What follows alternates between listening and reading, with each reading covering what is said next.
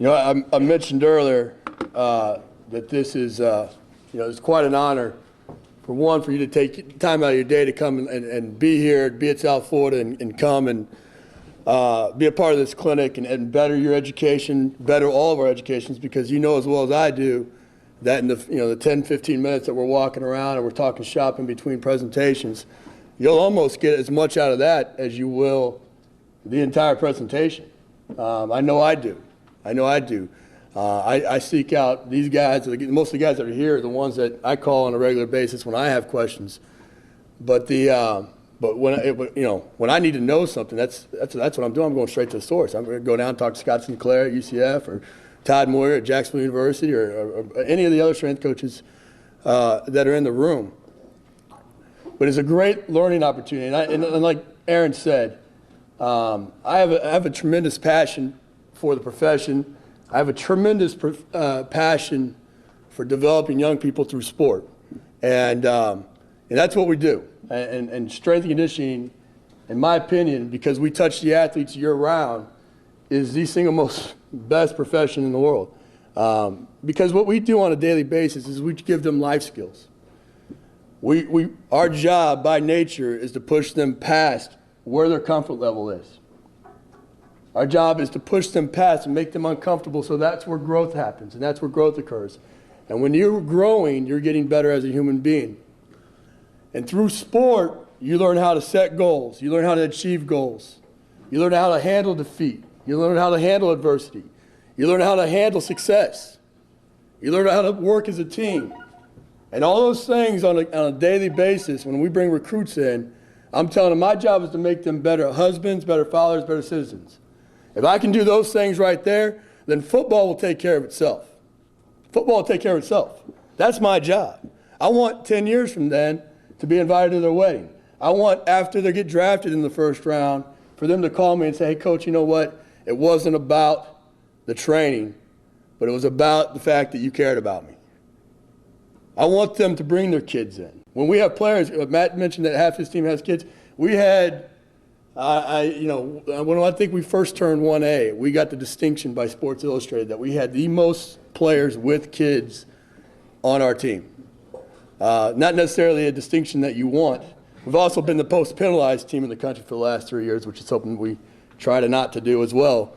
But the same time, that was something that I, as a unique intangible of our program, I had to be prepared for. And so Mike Jenkins, who was a first-round draft pick for the Dallas Cowboys a couple years ago, would literally bring his little brother because his mom had diabetes, was bedridden, and he would literally have his little brother with him, who was, I think, 5 at the time, and would come and sit in my office and color while he worked out. I'm constantly taking guys, to helping get guys to the hospital or whatever the need is. But that's a part of our job. But you know what? That's what I love. That's the part that I love. The training part, and you'll hear Mark. You're going to hear me say a lot of things that Mark's going to say because he's such a teacher of mine, a mentor of mine, and I try to steal anything I can from him. But that's the part that's the most important. It's what we do in the training in the weight room. It's not rocket science. We're not reinventing anything that hasn't been done thus far. What we're doing is we're getting inside that mind and getting them to get better mentally and physically and being able to transfer that into their playing field. The couple quick acknowledgments. I'm going to try to get through this so I can stay on time, but if you know me at all, you'll know that I have no problem talking for an hour. I have no problem probably talking for 2 hours. Bill Sobey and Chris Creighton were 2 football coaches. Bill Sobey was a high school football coach, not my head coach, but was a position coach that just had a tremendous, tremendous impact on my life. It's one of the reasons why I got into coaching. What I'm seeing that is that you don't have to be the head coach. Any coach can make that impact. Chris Creighton was my college football coach.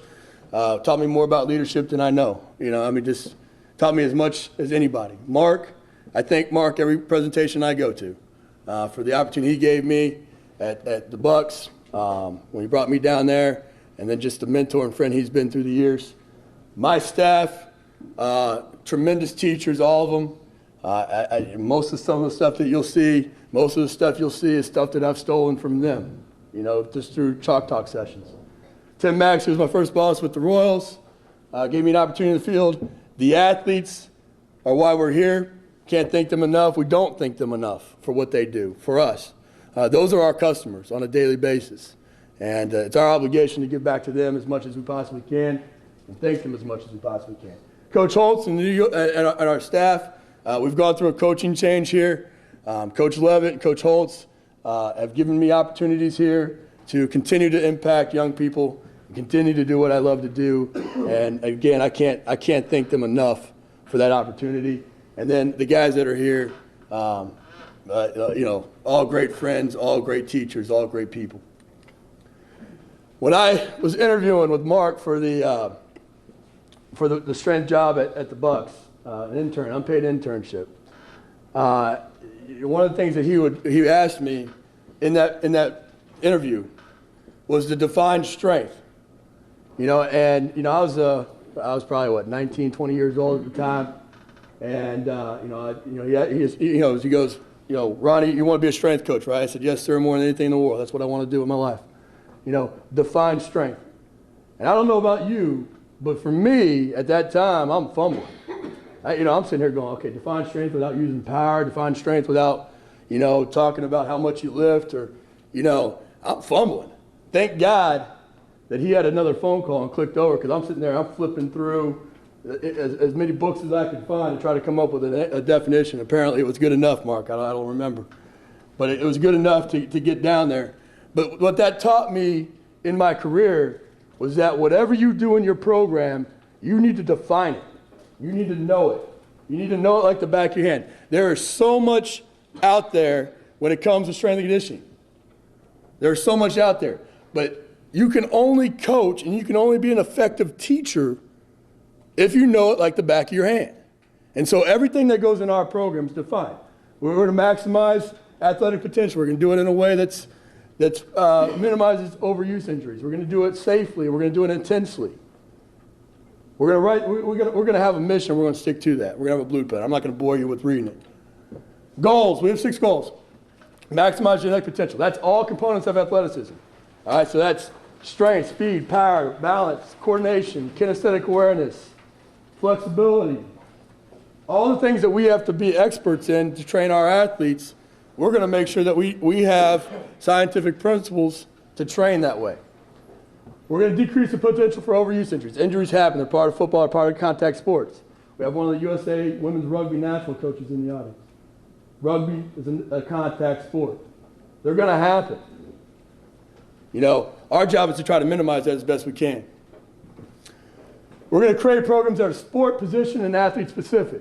All right, we'll get into specificity in a minute. But we want to make sure that we're touching each of these athletes as specifically as we can. Developmental toughness, that's one that I've added through the years. More so than not, I see on a daily basis the demise of society and as far as how we attack problems, how are we going to, what's unique about sport is when you get faced with a challenge, most athletes, at least the successful ones, when they hit that wall, they're going to sit there and they're going to go, you know what? I'm going to go over that damn thing. I'm going to dig a hole. I'm going to go around it. And if it really comes down to it, I'm just going to run through the damn thing. That's what I'm going to do. But that's not what society's doing these days. That's not what they're doing. What they're doing is, we get to we face a wall when it comes to our money or our politics or whatever, and we just throw our hands up and we say, I don't know. And that's what I'm seeing from our athletes. And my job is to get them to do something beyond that. My job is to push them past that. So I want to develop mental toughness. Provide a safe training environment. When we train, we have 1,000 strength coaches on the floor because that's accountability, that's supervision. And I want to make sure it's as safely as we possibly can. That room that you just walked through downstairs can be a very dangerous room if you allow it to be. If you allow it to be. So it's important that you train and provide a safe training environment for your athletes. We owe that to them. We want to promote a motivating and intense atmosphere. You'll see some of the things that we do, like Coach Bayless, who's one of the best in the business as far as getting his guys going. That's what it is. That's what it is. That's what games is. All right, principles. I'm not going to spend a lot of time on this, but this one slide right here, I could spend the entire hour talking about. All right? I am a principle-based strength coach, not a philosophy-based strength coach. All right? There's a lot of philosophies. You're going to hear high intensity. You're going to hear linear periodization, undulating periodization. You're going to hear powerlifting, elite fitness, and Louis Simmons. You're going to hear Olympic lifting and all the different ways to train. You're going to hear all these things. And you know what? I can walk in there with my 10 principles, and I can talk shop with any one of them because they can't dispute overload. For there to be a neuromuscular adaptation, you're best to stress the muscle past its present capacity, period. For there to be something that happens with that muscle, it has to be stressed past its present capacity. Bottom line, you're either getting better or you're getting worse. Once you get to that point, you got to progress past it. The next time you did 10 reps, if you did 10 reps again, you're not getting any better. So we got to progress. So we're going to overload, we're going to progress. We're going to do balanced development. Every time our athletes cross the sideline, they expose their entire body to injury. All right? They expose their entire body. So if I tear my bicep, or I strain my calf, or I strain my groin, that's going to keep me on the sideline every bit as much as having tearing a pec on bench press or whatever. We're going to train the entire body. That's a lot of times that's what gets missed at the lower levels is I train to see what I see in the mirror as opposed to what I see back here. So automatically, most of our guys, they'll go up 50, 60 pounds on their bench press their first year just because we thicken their back up. And we thicken their back up, so 2 inches off their chest is usually their sticking point, right? We thicken their back up, all of a sudden now we're getting past that sticking point. Principle reversibility. This is an important one for you football coaches and for you strength coaches that have to sell your program, in-season program to your football coach. You have to train, like Coach mentioned, every 72 hours, or there's a detraining effect, okay? Or there's a detraining effect. So when the coach comes downstairs and says, hey, Ronnie, we're playing Auburn this week, or we're playing Florida in week 2 this year, I'd really like to win that game. I'd like the guys to be fresh for that, My point is, hey, coach, we're getting better, we're getting worse. All right? And in week 10 and week 11, we're trying to beat Rutgers for the Big East Championship. I want to make sure we're as strong then as we are going into this season. And if you start diminishing those, because there's going to be diminishing returns just in football in general, then you're behind the 8 ball. And we're going in with a 75% team instead of a 100% team. Specificity, we make our programs as sport, athlete, and position specific as possible. Now, how do we do that? We train the joint actions involved in the sport. We train the energy systems involved in the sport. All right? We make sure that we train the injury-prone areas. And we add skill development because when in the college setting, we have the athletes year-round. So we want to make sure that we're transferring their skill, what they're doing out on the football field. We have an obligation to help train them for that. It doesn't mean that we sit there and do exercises that look like football. We don't do that. We don't start throwing all this junk around that, is all the guru stuff that you see right now in this time of year when the draft's going on and you see all these things come out. You got to find where that fits into your program. And a lot of times it doesn't. It looks cool. It looks very, very athletic. And some of the crazy things, there's a video out right now. You go on YouTube, there's a guy jumping on like 5 different physio balls, and he's landing like the first 3, and then on the 4th one, he wipes out and busts his head. All right? Sure, it looks athletic, but if we lose that guy for the season because he's got a cracked skull, was that effective? Absolutely not. Variety, spice of life. Spice of life. If you don't have it in your program, if you go in there, if I have an athlete for 4 to 5 years and they walk in there every summer, like we're going into now, or winter, what I'm talking about right now, and they do the same thing, they're gonna get bored with it. And then what they're gonna do, they're gonna look to all the gurus to come up with all what they know, and try to find other ways because apparently you don't know what you're talking about now, even though most of those people want your job. So we need to add those things in and give them a few nuggets so that they feel like, we're cutting edge. But you know what? Most of those things were done 30, 40 years ago, 50 years of kettlebells, 50 years ago. You know, it's one of the first implements in sport, actually. You know, we got them, we like them, we put them in every so often, but it fits in a specific area in our program. It's not the base of our program. Periodization, there's a plan. You know, we have some testable lifts, you know, some things that we test. We want to peak at certain times. So we do have a plan. We go into every workout with a plan. And then evaluation. We're going to test and we're going to find out if we're to say what we're doing is working. All right, program design, some things you got to think about. I want to try to give you the nuts and bolts as opposed to just ranting and raving up here. When you're designing that program, you need to think about the number of athletes you have. All right? When I first got here, we had a 2,000 square foot weight room. I had 115 athletes. All right?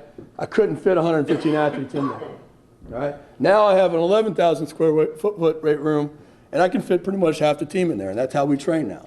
You know, I used to be that strength coach that said, hey, you know what, 2 groups, there's no way. Well, how's that coach possibly working?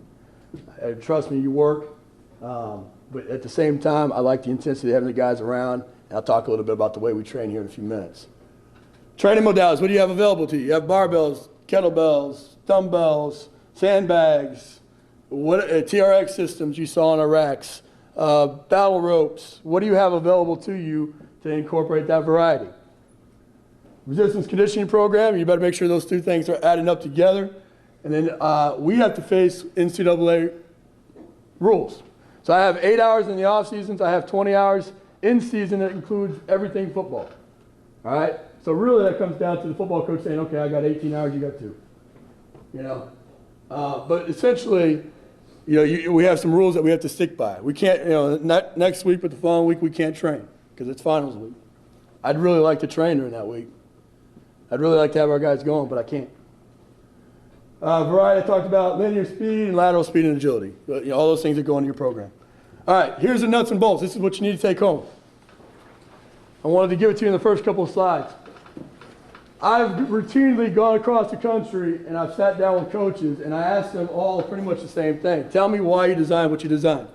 You know, and more often than not, what I get back is the coach that says, well, okay, I do front squat, then I do back squat. Then you're giving me a sequencing of exercises as opposed to tell me either through joint action or muscle recruitment or plane of movement, giving me a reason why you're training the way you're training and holding yourself accountable to it. Holding yourself accountable to that principle of reversibility where you're saying, I got to make sure I'm training all these different areas every 72 hours.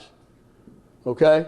So here, basically, I'm covering the entire body in both a multiple joint and a single joint fashion every 96 hours. Now, total body movement, to me, that's a movement, okay?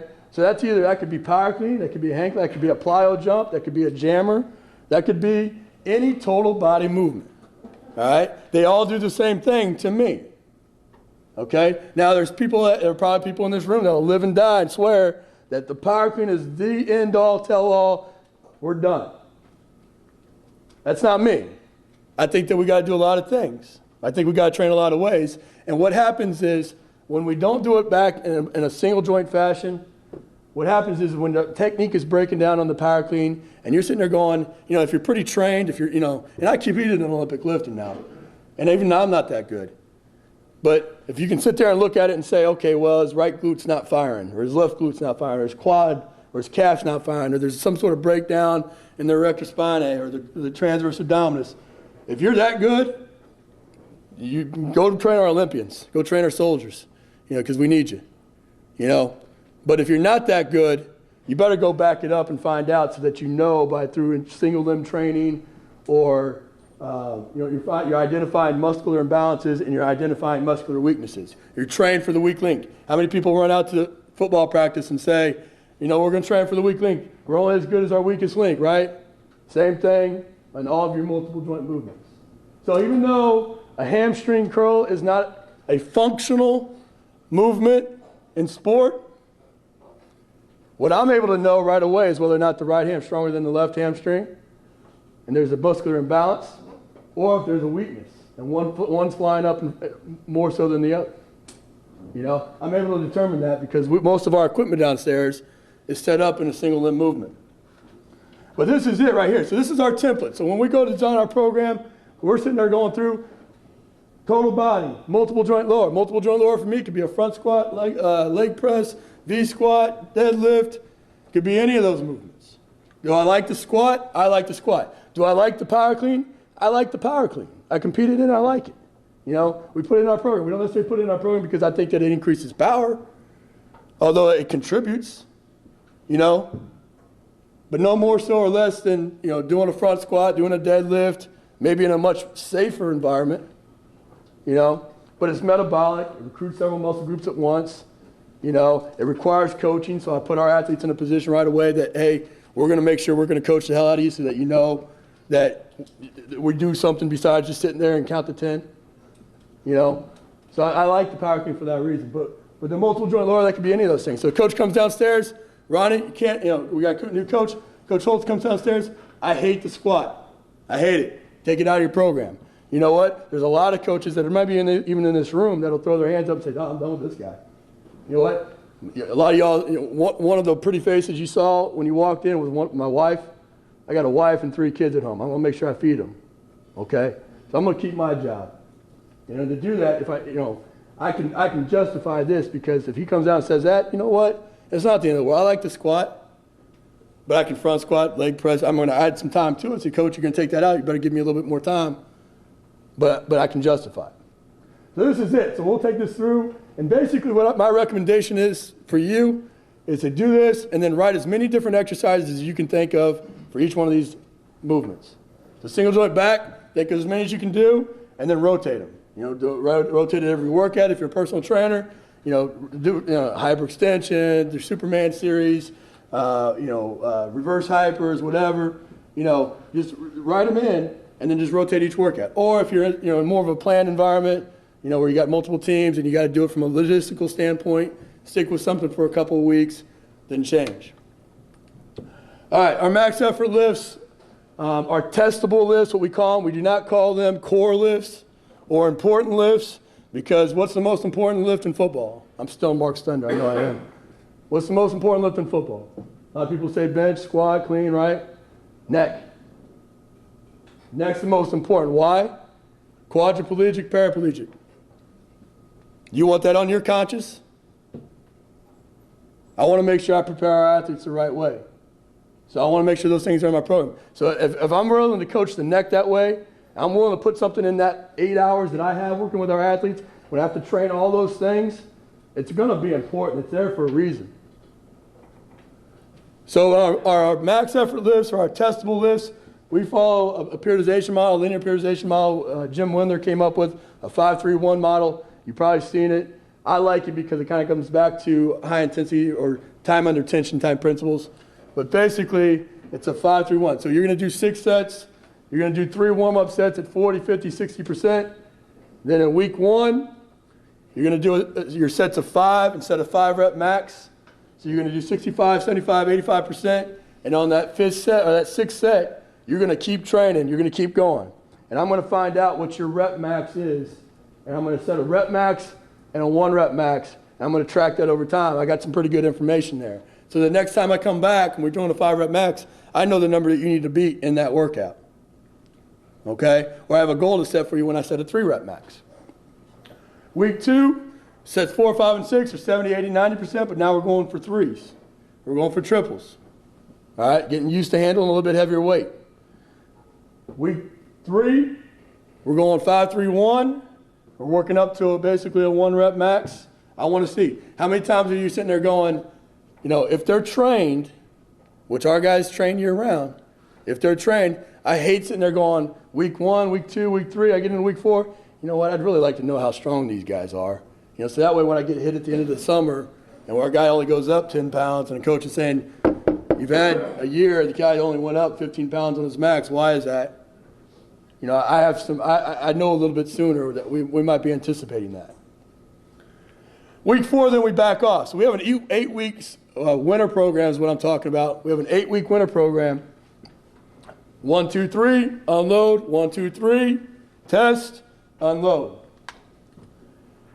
Everything else, all of our single joint movements and pretty much all the rest of our training is used as time under tension principles.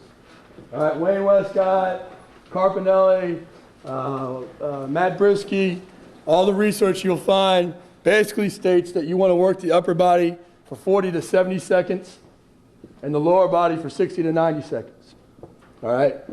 Essentially what that's saying is that with a 6-second rep, all right, a 4-second eccentric contraction, a 2-second positive or concentric contraction, and done a proper way, we're talking somewhere between 8 to 12 reps, 8 to 15 reps, somewhere in there. You know, you just got to time it up. But we coach the rep. You know, Coach Bayless did an unbelievable job with his rep slide. That's essentially, you know, same thing. We're coaching the rep, coaching the eccentric part of it, because that's a sport. I mean, that's a lot of eccentric loading, so you got to overemphasize it. So, and basically, in those first 4 weeks of the summer, we're doing mostly 10 to 12 reps. And those second 4 weeks, we want to start increasing our weight, put a little bit more load, decrease the volume a little bit. We're doing those 8 to 10 reps. Organization. This only works if you have coaching. All right? We are lucky here. We have 5 full-time strength coaches. We have 3 coaching assistants or interns that stay on. We have, you see how many interns we have. You know, when we train, we put a strength coach at every rack. Every 4 athletes has a strength coach. There's a lot of former interns in the audience here. You know, when we train, they'll testify to it. But we put a strength coach at each rack, and that's their group. They're coaching that group. Now, this summer, we have enough to where our full-time staff's going to have multiple racks behind them. They're going to have their rack, and then we're coaching effort, essentially. We're coaching effort. But that constant supervision, they don't touch their workout cards other than to give it to their coach. The coach makes sure they're documenting perfect executed reps, and then we're tracking that over time. You know, now you're sitting there going, "Hey, coach, I don't have 12 strength coaches." All right, I was in the same boat. When I first got to South Florida, it was just me. So what you do is you either, you know, what I suggested to a couple of high school coaches is I would train my seniors in the morning, and I would crush them.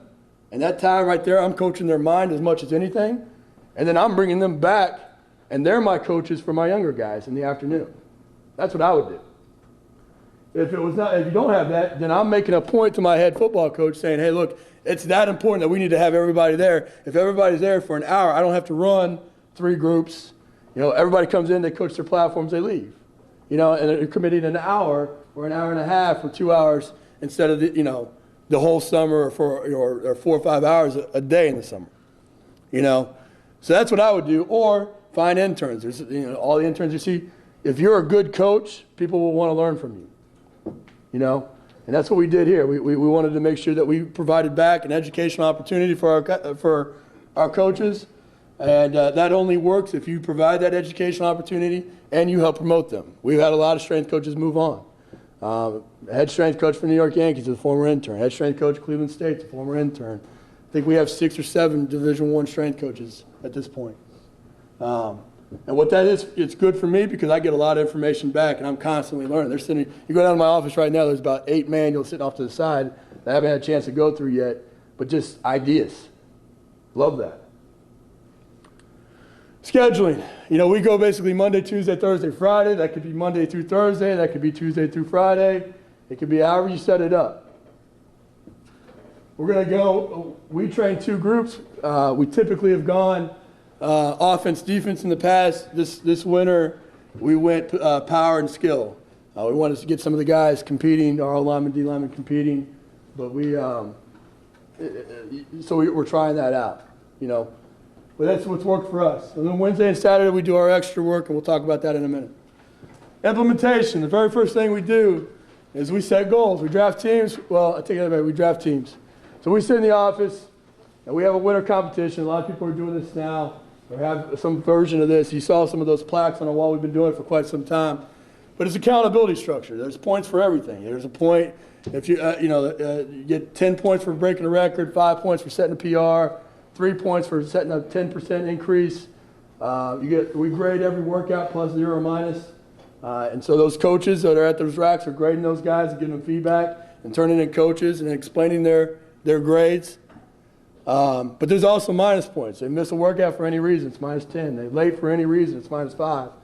I see them throw a piece of trash on the ground outside in the parking lot, it's -10. You know, whatever point justification we want to do on it. But that's self-accountability. We've had it to the point where there's guys that, you know, a guy was late, and it was almost like a lynch mob, you know, because they're costing their team. But then we do a poster at the end, a picture of him. They all think they're hard, you know, but it's motivating for them. But then we set goals with each player. I'll talk about that in a second. And then we do, and then our daily lift schedule. We do our pre-work, then we do our lift, then we do our position drills, we do our blitz packages, and then we rehab. All right, so I know it says summer up there, but bear with it's the same sheet that we use for the winter. Well, essentially what we did is I'm being held by our football staff. I got tired, but way back when I first started, there was an article about Alabama and this player, Smiley, I think is his name, and he benched 500 pounds, and we didn't have a guy that came close to that, all right, at the time. And he's constantly getting hammered by our O-line coach. Why don't we have 500-pound bench pressers and you know all this? I mean, we've been fortunate, and when I say this, but we've had 4 my entire career, all right? Now, if anybody's telling you differently than that, I don't know how much I'd buy into it, okay? There's people out there, there's a program out there right now that says that every year they have 2,500-pound bench pressers. But then when they go to the combine, those kids are getting 20 reps. So now, it's not adding up to me. So what I do to combat that is I use the combine numbers. That's what I'm being held accountable to, and that's what I can justify to our coaches that I know that's what's being done. So when the best in college football, the top 10% goes to the combine, I'm taking the average of that. So I'm really taking, you know, the top 5% of college football, and I'm comparing our guys to that. It's still a little unfair, to be honest with you, because we have some 3rd, 4th stringers that can barely chew gum and walk at the same time, you know? But it's still a little unfair, but that's what I hold our coaches to. So in the left-hand column is the combine average. In the right-hand column is the low and the high. In the 3rd column is where they're currently at, and in the 4th column is their goal. Their goal is pretty standard. I know that in an 8-week training program, we're going to set a goal of about a 2-inch increase in vertical jump. That's obtainable. So it's pretty standard. Where they're currently at, what I do with them is I bring them in and I'll sit them down and say, okay, now, you know, we give our guys a quiz. We didn't do it this year, but we've done it in years past.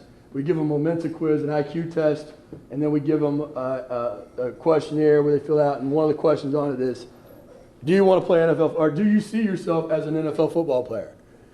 And out of 105 guys, I had one guy tell me he didn't think he was an NFL football player. Everybody else, they literally think they're going to the NFL. Now, we all know that's not true, okay, but they think it. So when I sit them down, I'm saying, you know, Dondre, you say you want to be an NFL wide receiver, but now when I add up and you're acting like it, you think you're the man. But then when I look at your combine reps and you're at 5 and the NFL combine average is 17, you know what? You're not stacking up, buddy. You're not stacking up. And so when these NFL scouts come through here, you think they're doing anything differently than what I'm doing? I'm telling you right now, you're too weak. You're not strong enough to play your position at the next level. What are you going to do about it? What are you going to do about it? So we'll do it. At the same time, that freshman, sophomore that's nowhere close, I'm sitting there going, hey, man, Ed, look, you're 10 as a junior. The average, when they've graduated, after they've had a whole senior off season and summer, and then they've sat there and trained for the combine, the average is 11. That's the best 5% in the country. And you're right there. Hey, you know what? You're right there, man. Let's go. It's obtainable. It's achievable. You know, it's also, I use it for our coaches when they say, you know what? Why are we so short? Why do we look so small out there? I'm saying, okay, coach, you want NFL players, but the NFL combine average is 6 foot and 7/8 for a receiver, and you're bringing me 5'6" midgets. So you tell me why we don't look like we're very big out there. He's fast. I can do that. He's as strong as those guys. I can do that, but I can't make him any bigger. You know, so I'll use it with our coaches too. I'll sit down with them and say, hey, look, this is what you want. Now, Frank, when he was at Arizona State, he did, they took how many programs, Frank, as far as they're coming up with the standards? 10 years. 10 years of data, and they created the bell-shaped curve, top 33%, mid 33%, low 33% for each position, and they came up with the average, what you should bench per your body weight. So a wide receiver, this is a wide receiver, to be in the top 2% in college football, they should bench 1.7 times their body weight. All right? To be in the top 25%, 1.6. The mid 33%, 1.425. The baby bull, low 33%, is 1.14. Or freshman, sophomore, junior, hopefully senior. Our goal is to get them to the top 25%. So as a staff, if we've got them to the top 25% in bench and squat, and then we get them to the top 5% in college football as far as their combine average, I think we've done our job, right? I think we've done our job. Who's not doing their job, they don't go to the NFL. But we know that it's not all about numbers, right? You saw that record wall downstairs? It's not, it's a nice tool, we use it, it's motivating, it's pretty neat, it helps with recruiting. But when I bring a recruit to them, I'm saying, hey, look, I don't care if you bench press 435. My job is to make you better. My job is to increase that. I don't care how we do it. Pre-work warm-up, day 1 and 3. That's our upper body days, either a bench or jerk. So we're doing those 3 warm-up sets of 40, 50, and 60% in the rotation in our rack. Okay? So we have one guy on the bench. We have one guy spotting the bench. We have one guy doing upper body metabolic. We have one guy doing upper body mobility, all right? And they rotate through 3 sets of warm-up.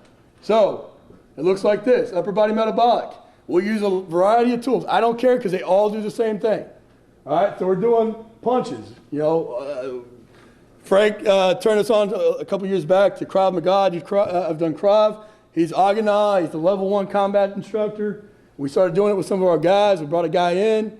We'll get the pads out, we'll do punches. What's it doing? It's increasing core temperature, right? It's utilizing the upper body, what we're about to do in the workout, correct? Great, throw it in. The battle ropes. I sat there for the longest time when that came out, and I saw it being done by some of the gurus. How am I gonna fit that into my program? Where's that gonna go? Right there. Warming up the shoulder, increasing core temperature, utilizing the upper body. Platform quicks, we'll do upper body platform quicks, we'll do some plyo push-ups, we'll do some things like that. So that's one station. The other guy is doing mobility. So we get the stretch bands out. Again, where are we going to use the stretch bands? Where are we going to use the TRX? So we'll do a shoulder warm-up, we'll do, again, arm circles, bushwhackers, reverse flies, whatever we do, but again, it's just going through the full range of motion so that we don't get them injured when we require them to go through full range of motion with load. And then the other one is like I said, the bench. And they'll rotate through that for the 3 sets. And then we've done a proper warm-up, we've increased our mobility, and we've tricked them. They've worked hard, they didn't know it, right? Day 2 and 4, power clean squat, our 2 lower body days, 2 lower body emphases. The same thing, now we're doing footwork, lower body metabolic, and mobility. All right, so we'll do dot drills, ladder drills, platform quicks, jump rope. You saw there was a jump rope hanging at each rack. I don't care what we do. We haven't done really the ladder drills in the rack because I want to try to keep them self-contained. But, again, if I bring a guy in for extra work or I bring a guy in that maybe missed the workout, I'll get the ladder out because it's a chance for me to introduce a new tool. But I don't care. Any one of those things do the same thing to me. They increase core temperature. They work the low body. And they get us right for our training. Lower body mobility, again, a lot of this stuff gets done right in place. So it might be that he's doing lateral walks there, it might be lateral walk left, lateral walk right, 1 step. Spider-Man's may be in place. It might have the off man, if have the coach hold his feet and do the knee outside the elbow. Again, just trying to get the hips and glutes and knees and ankles all warmed up to get to squat with load. And we'll do it a variety of different tools. All right, day 1, lifting. Again, this is all video that I just pieced together. Our coaches are coaching, so I'm not sitting there with the video camera saying, hey, film this. They're coaching. So we just pieced this stuff together. But so our day one, barbell bench, barbell single arm row, dumbbell incline. If you saw it on our racks, we put dumbbells at each rack. Dumbbell handles that are plate loaded, so we don't have to go wait for dumbbells down in the dumbbell area. We bought 12 of them, best investment I ever did. So I can keep them right there, and I can keep them controlled and coached. But again, you see the variety, but that's following that template that you saw earlier. Okay, single arm movement right there for the shoulder, single arm back, single joint back would be our back extension. We're always doing a neck. We do 2 days of flexion and lateral flexion. We do 2 days of extension and lateral flexion. And then we always do some sort of grip. How many times have you seen the game-saving tackle like this? Right? I want to train that guy too. So we want to make sure we train it. So again, that's just all video that we piece together. We always do core. And our core is typically done in our rest intervals in between our sets. So it'll be, once we get past our testable lift and we're doing our pull-ups in between their sets, you got a guy spot and a guy going, and they got 2 guys doing core. Day 2, power clean, going dumbbell front lunge, glute ham raise, alternate dumbbell curl, abduction, and single leg calf raise, wrist rolls for the grip, and then neck. And again, I don't care what these exercises are. They change, for us. But they're doing what I need the body to do and hold itself accountable. Partner glute ham there. That was a nice little touch Frank brought to the table.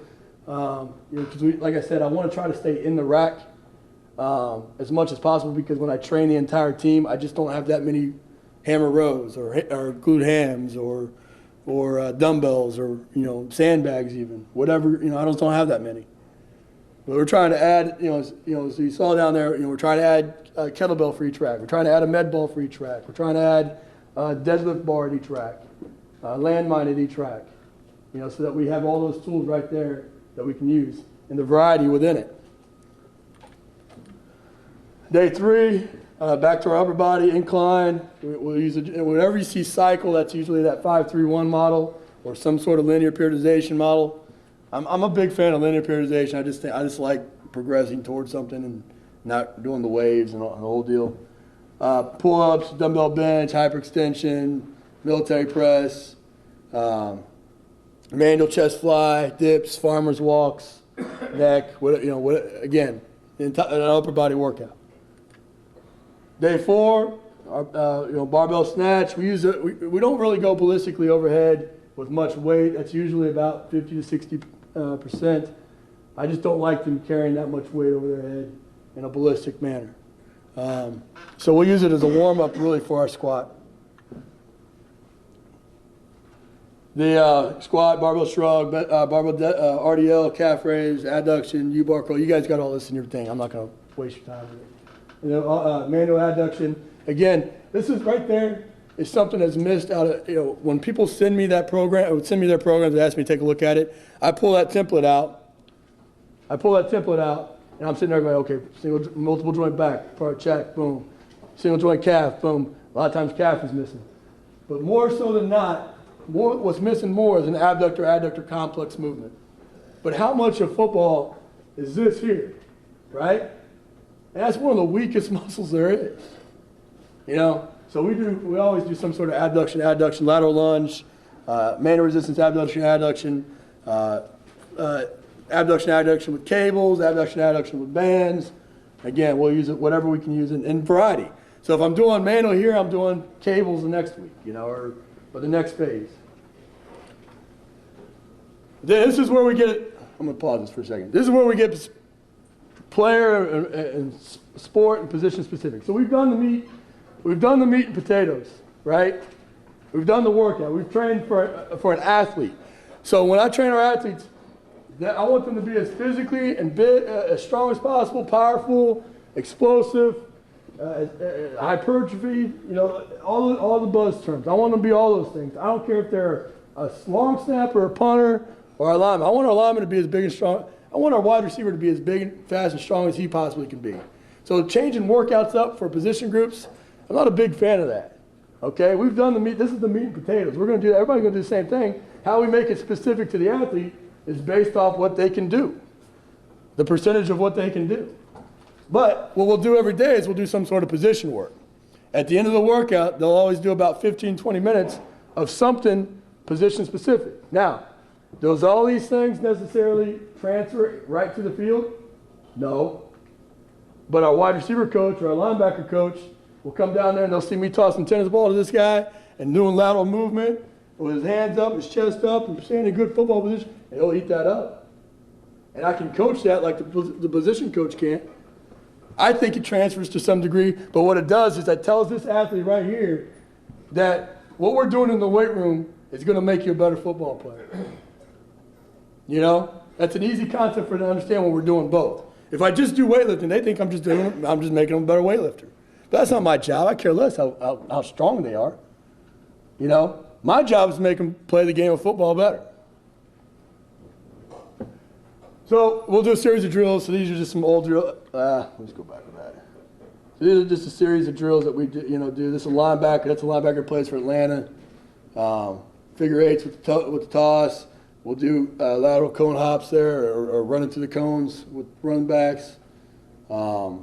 Sled drives. You saw the sled down there. A lot of times we go outside and we do position work outside. These are some of the things that we do in the weight room. So that's a tight end taking the blocking steps. It's med ball drops with the quarterback. 3-5 step drops with the quarterback. And again, is this going to make him that much better of a quarterback? I don't know. But what it does is it gets him to work on his drops. You know, I'm telling him to keep his elbow up, which is the same thing the coach is going to tell him. Tennis ball reaction, working some hand-eye coordination with the tight end here. Over the shoulder with receivers. And again, however creative you can be, but when we come up with these drills here and when we go out into the field, we're telling our staff that, look, I want to be the guru. Our goal is to get it so that the coaches, they come take a couple of our drills. Because now they think that we're really making them that much better of a football player out on the field. So, again, just whatever we can do to help out. All right, Blitz Central, we've always done extra work. We would get with the coaches, they'll identify some weakness areas. But one of the things that Frank brought with him when he came from Citadel was he called his extra work Blitz Central, or Blitz work, or Blitz packages is what he calls it. I love the name, so we threw it in right away.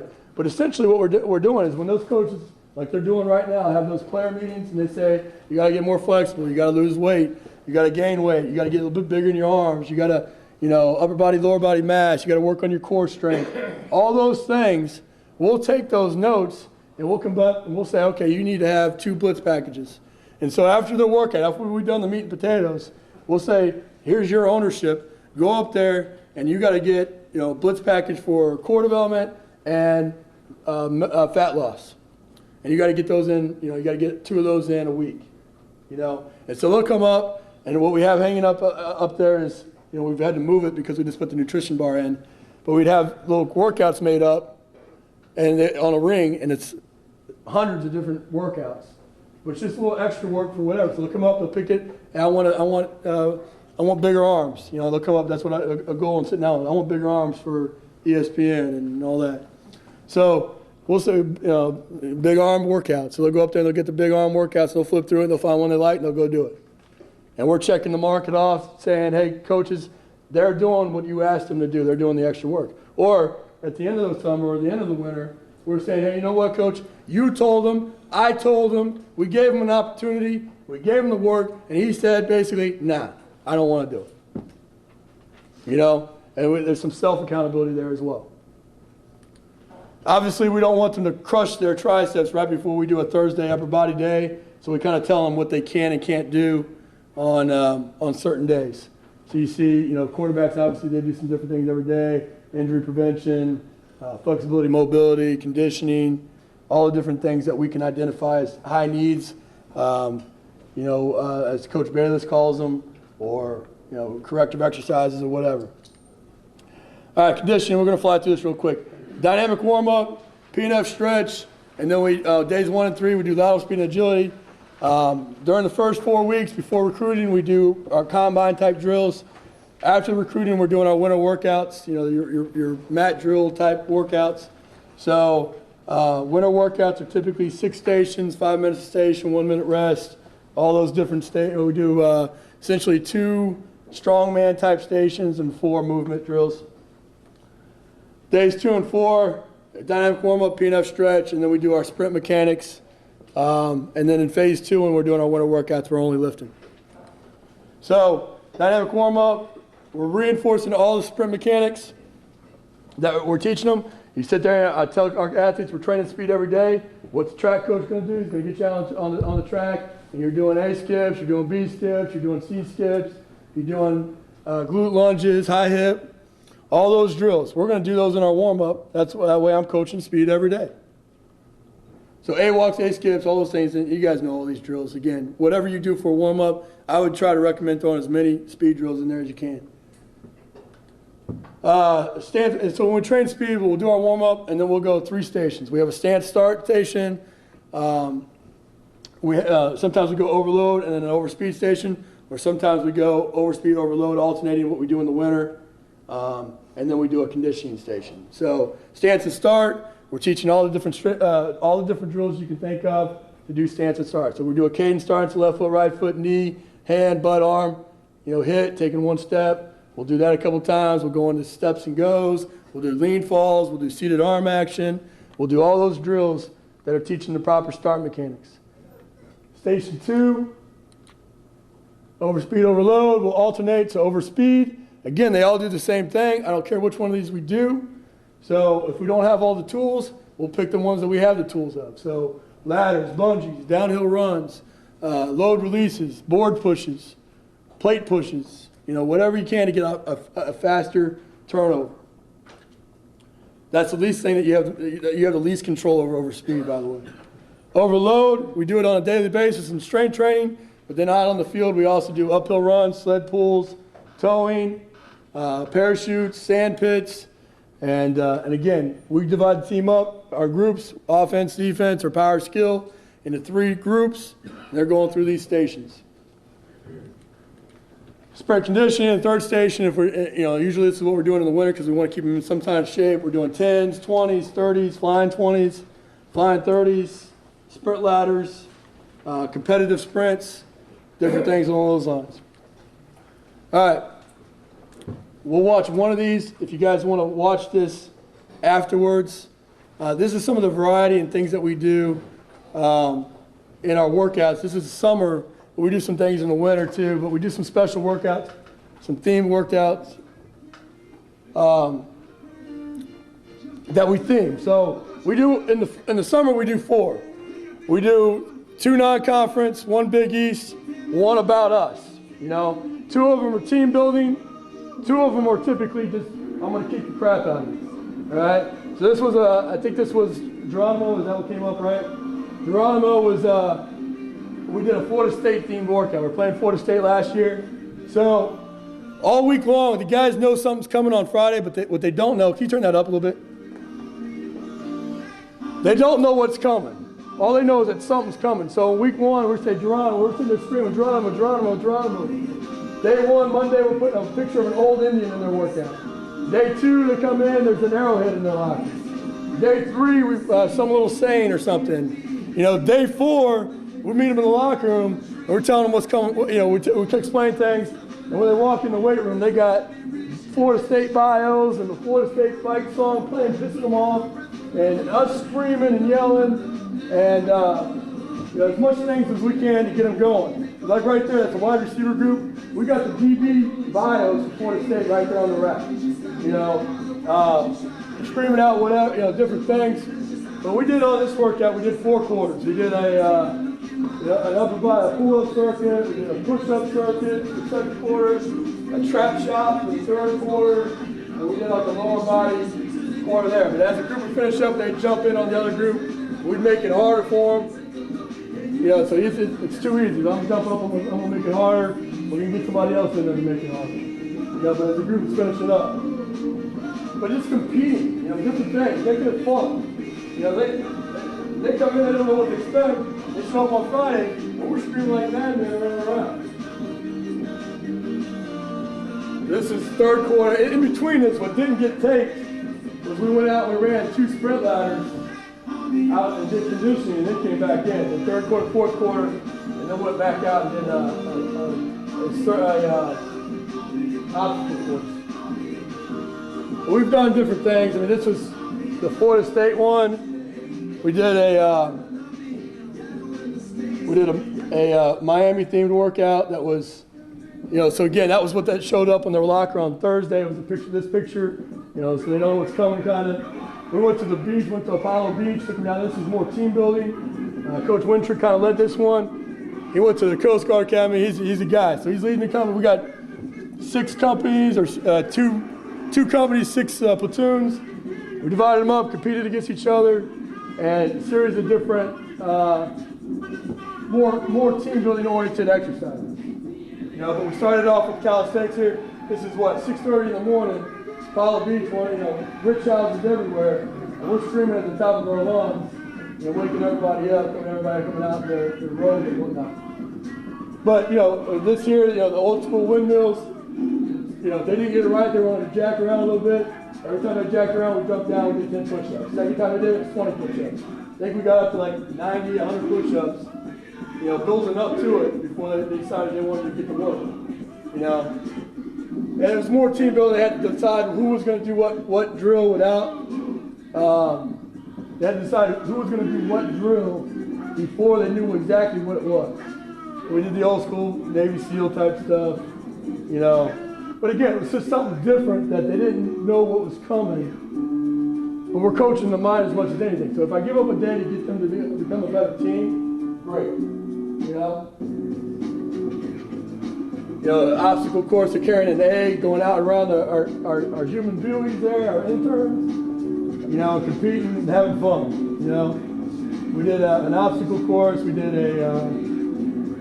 this was great because it rained like the day before, so they had this mud pit. So I'm like, we're going right through the mud pit.